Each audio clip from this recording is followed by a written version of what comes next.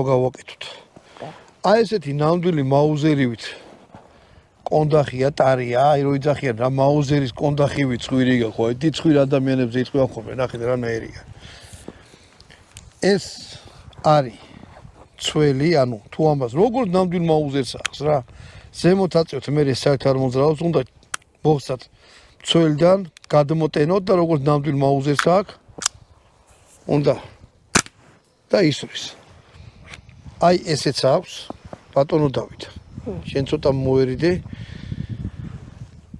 პლანკა მოძრაობს, ანუ ნამდვილად შეგიძლიათ რომ როგორც ნამდვილი იარაღს აქვს, ანუ შეგრძნება არის იდენტური ნამდვილ იარაღთან რა. თუ ესენი ის დაახლოებით სადღაც $7,000-დან $14,000-მდე კიდე გააჩნია რანაირი ის აქვს, რა ქვია.